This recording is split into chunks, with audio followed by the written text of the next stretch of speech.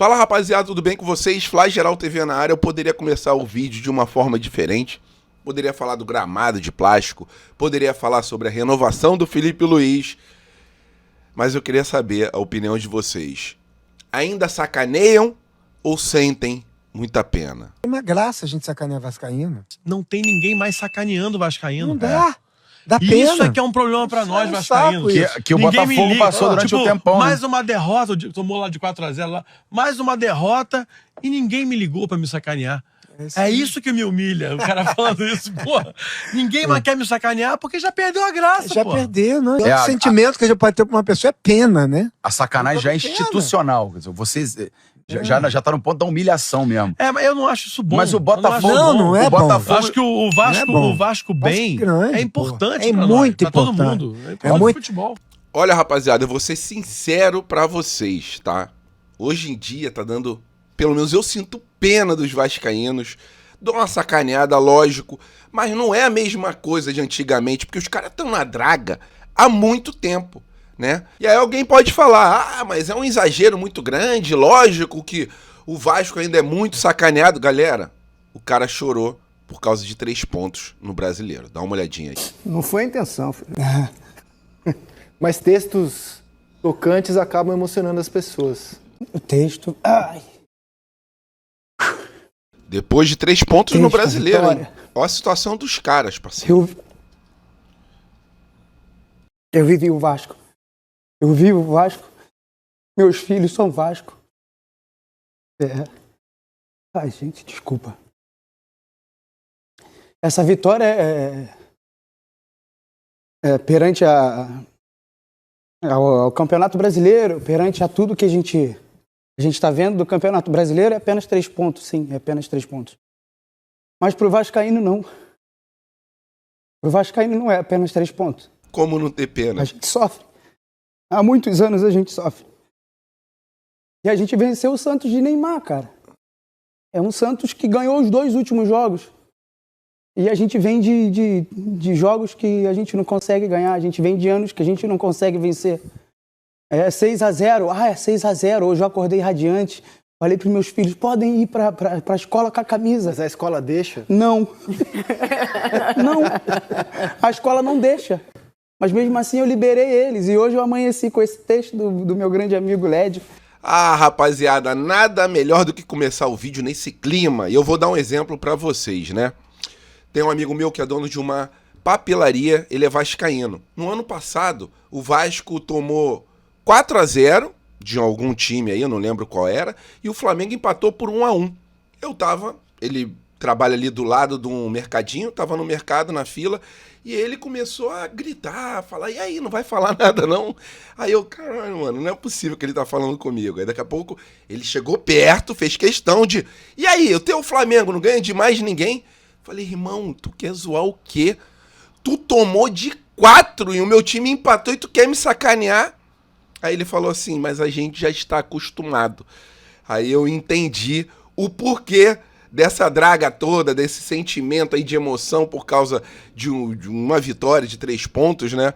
E aí eu deixo mais uma vez o questionamento pra vocês, coloca aqui embaixo do vídeo.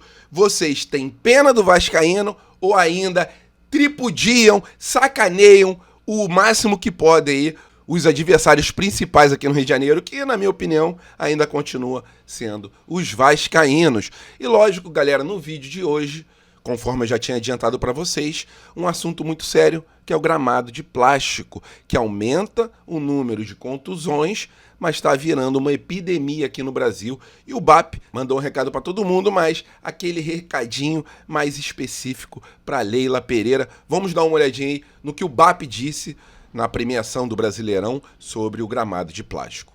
Queria que você falasse um pouquinho do ofício que o Flamengo mandou hoje, pedindo a padronização dos gramados para a CBF. Não é só padronização, né? Nós temos feito uma campanha importante contra o gramado de plástico. Ano que vem serão 18 estádios, 6 de plástico. Não tem nenhum desses na Europa, não tem nenhum desses na América do Sul. A gente fica pegando uma ideia de países que tem 10 meses por ano com gelo, que se você não tiver um campo desse, você não joga futebol. Do meu ponto de vista, é uma vergonha que a gente aceite isso no Brasil. Então nós vamos trabalhar abertamente contra isso, não só pela padronização dos gramados, como pelo do campo que a gente joga. Campo de plástico não. Essa é a posição do Flamengo, já tenho dito, a gente repete. Quem pensa em ganhar dinheiro fazendo show, devia trocar de negócio. Sai do futebol e vai viver de show business, não tem problema. Mas achar que o futebol precisa de um campo de plástico porque você vai fazer show, definitivamente a gente não concorda com isso. E aí, concordam com o BAP? Galera, a gente já teve uma vitória muito grande em relação ao fair play financeiro, né? Porque um time que é organizado financeiramente, como o Flamengo, como o Atlético Paranaense, entre outros clubes aqui do Brasil, né? São raras as exceções, o Mirassol, são raras as exceções, mas são exceções a serem seguidas pelos outros times, né? O fair play financeiro aí para fazer justiça a esses clubes. E em relação ao gramado de plástico, eu acho que é o próximo passo, né? Acho que já foi uma vitória muito grande o fair play financeiro. Eu sei que não é uma coisa que ajuda apenas o Flamengo por ser organizado financeiramente, e sim para o bem do futebol brasileiro, até para não termos discrepâncias como a gente vem tendo aí, né? Há um tempo atrás, o Corinthians contratou um jogador, não pagou o jogador, Cuiabá desceu, e o Corinthians ficou na primeira divisão usufruindo do jogador e ainda vendeu para outro clube. Então o fair play financeiro vem para colocar justiça não só para o Flamengo, que é organizado financeiramente, como para outros clubes também, né? Se eles continuarem com dívidas e não pagarem, eles vão sofrer consequências graves, como por exemplo aí, perda de pontos. E o gramado de plástico, galera, é uma guerra que a gente tem que travar sim, né? Porque é uma padronização esdrúxula para um país que tem sol, que tem as estações muito bem definidas. Então, para mim, em relação ao gramado de plástico, que ele tenha um fim o mais rápido possível, ok? Já eu vou deixar para vocês, né, uma homenagem aos clubes rebaixados, Ceará e Fortaleza, que tanto esculacham a nossa torcida no estádio, né? Tem torcedores que não conseguem ingressos para ver na parte do Flamengo, eles vão à paisana, ficam vendo o jogo ali na parte do Fortaleza, do Ceará, e vêm torcedores do Fortaleza acusarem, mesmo sem terem provas, que são torcedores de outros clubes, e botando a vida dessas pessoas em risco. Então, em relação a esses dois clubes, já eu mostro para vocês, mas antes disso a gente vai falar sobre a renovação de contrato do Filipe Luís. Filipe Luís tem contrato apenas até o final desse ano. O Flamengo está correndo para renovar com o ex-jogador do Flamengo, o atual técnico, né? Uma lenda, já entrou na história do Flamengo para sempre, para toda a eternidade. Muitos falam que ele é o maior técnico da história, né? Outros acham que foi o Carpegiani, que foi o Jorge Jesus, mas se ele já entrou na discussão é porque já está com um nível lá em cima. E segundo o UOL, o Flamengo já acertou tempo de contrato com o técnico rubro-negro, com o Filipe Luís, até o final de 2027. Show de bola. Permitiu ali que ele... Uma das exigências do Filipe Luís é ter total controle sobre o futebol rubro-negro, né? Vetando contratações, indicando contratações. Ele quer que o Boto, que o BAP que eles sigam o que o Filipe Luís imagina que é melhor para o Flamengo. E eu confio no Filipe Luís, a verdade é essa. O cara é um baita de um estudioso. E o Flamengo já deu ok para isso, já deu aval para isso, tá? Agora, segundo o UOL, o último detalhe que separa o Flamengo do fico do Filipe Luís, da assinatura da renovação, é o valor do salário. Para quem não sabe, rapaziada, o Filipe Luís, ele ganha um pouco mais de R$300 mil por mês, né? Ele está pleiteando junto com o empresário um valor de mais ou menos R$2 milhões por mês, que é mais do que justo para um técnico que ganhou tudo.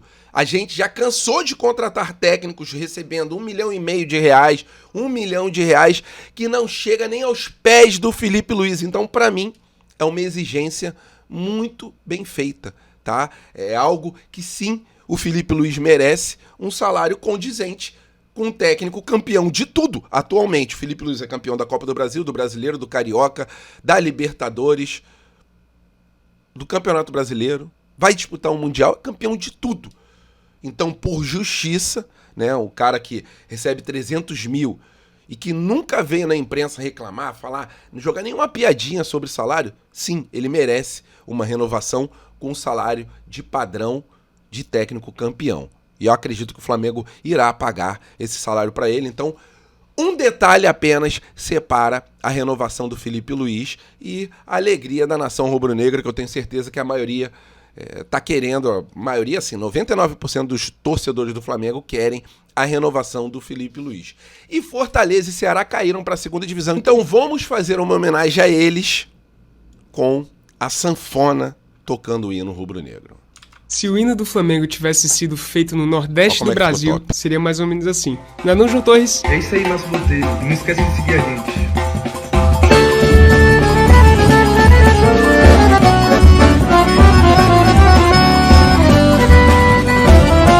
Parabéns, Fortaleza e Ceará, mandaram muito bem. Acuando nossos torcedores no estádio. É isso aí. Toma essa homenagem. Toma essa homenagem. A gente vai terminando o vídeo, galera. Se vocês gostaram, deixe o seu like, se inscreva no canal. Por favor, se puder, compartilhe o vídeo também. Vocês tenham uma semana abençoada. Amanhã tem Mengão no Mundial, hein? Vambora!